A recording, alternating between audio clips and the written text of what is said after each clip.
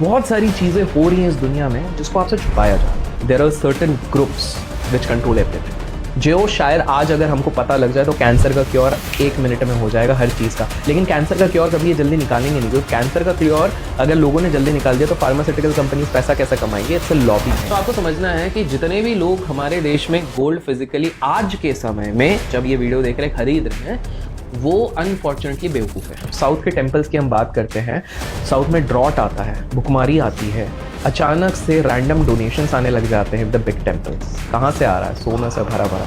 So there are these people who are operating much beyond, मतलब जितना हम सोच सकते हैं। ये 3 कंपनियां मेजरली 5.5 से 6 ट्रिलियन डॉलर कमांड करती हैं मार्केट कैपिटलाइजेशन। क्या ये सच है कि बहुत सारे लोग चाहते नहीं हैं कि इंडिया और पाकिस्तान के बीच में अमन शांति हो, क्योंकि बिजनेस के लिए ये बहुत बुरी चीज हो सकती है? एब्सोल्युटली। दुनिया का सबसे ज्यादा फिजिकल गोल्ड भारत के घरों में पड़ा हुआ है। आई सी। या सो आपको समझना है कि जितने भी लोग हमारे देश में गोल्ड फिजिकली आज के समय में जब ये वीडियो देख रहे खरीद रहे हैं वो अनफॉर्चुनेटली बेवकूफ है।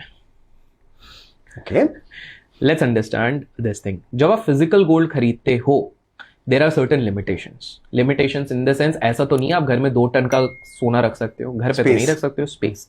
दूसरा है, जो भी घर पे अपने ऑफिस में सोना रखता है उसको हमेशा डर रहता है चोरी का। सबसे ज्यादा डर रहता है कि भाई किसी ने चाकू के नोक पे मुझसे पैसे मांग लिए, पूरा सोना मांग लिया, इसका डर है। तीसरा है, जो लोग ज्वेलरीज बना के अपने घर पे रखते हैं कि बेटी जब बड़ी होगी ब्याह रचाएंगे उसका तब उसको देंगे। That's the most common theme. आपको बता दूं कि मेकिंग चार्जेस रिफंड नहीं होते। 24 कैरेट का सोना जो एक बार बन गया है वो जब आप बेचने जाते हो 24 कैरेट में नहीं 22 कैरेट 23 कैरेट पे जाता है। तो आप कहीं ना कहीं भले ही गोल्ड का वैल्यू बढ़ जाता है तो आप ये नहीं देख रहे हो कि आपको बस ये लग रहा है अरे गोल्ड मैंने 20,000 का तब लिया था अब 70,000 का हो गया तो देखो फायदा तो हो गया। You are still missing out 5,000 6,000। कैसे? Because of all these charges and all. क्योंकि देयर आर स्मार्टर वेज। एक सिंपल सा है, अगर मेरे को सोने पे ही रखना है और मेरे को विश्वास है कि सोना आगे जाएगा, बिल्कुल जाएगा। क्यों नहीं जाएगा? क्यों जाएगा?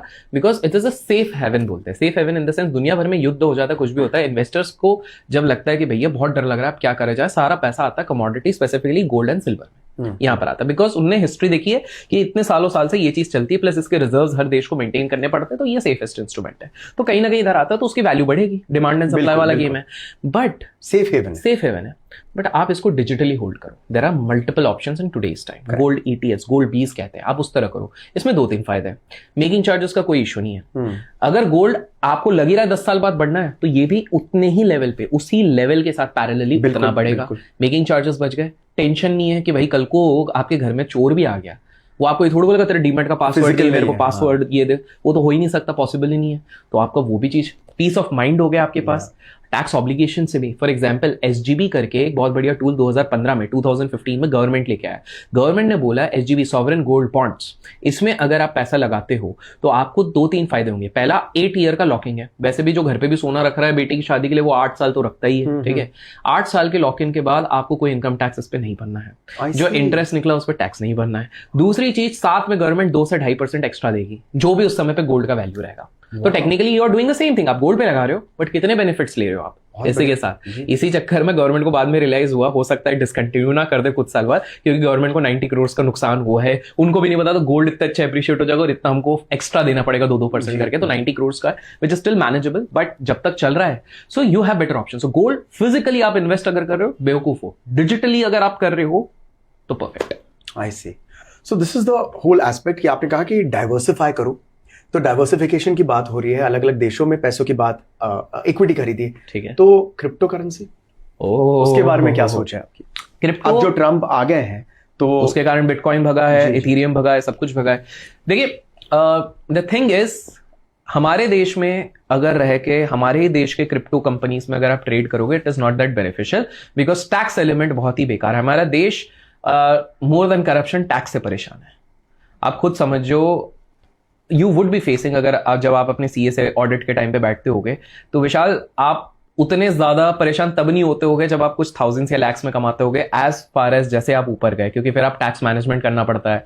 सामने वाला बोलता है सर 1 करोड़ के ऊपर चले गए तो पूरे पे सरचार्ज लगेगा, 5 करोड़ पे लग गया तो सरचार्ज बढ़ गया है, GST अलग से जा रहा है, ये जा रहा है, वो जा रहा है, वो जा रहा है, तो very complicated kind of tax structure. So India में अगर क्रिप्टो की बात करें तो सिंपल सी बात है, हमारे देश में हमारे ही गवर्नमेंट ने कहीं ना कहीं इसको रोकने के लिए इस पे टैक्स सिस्टम एसटीटी Flat बहुत 31, ज्यादा 32% एब्सोल्युटली बढ़ा दिया। उसका सिंपल सा है, because this is decentralised. Yes government is centralised, Absolutely. अपनी पावर वो डिस्ट्रीब्यूट नहीं करना चाहते। But with that being said, you would clearly see a trend shift. काफी सारे लोग आज दुबई जा रहे हैं, काफी सारे लोग for example they are going to Portugal, all these kind of places, because they are very tax friendly when it comes to crypto.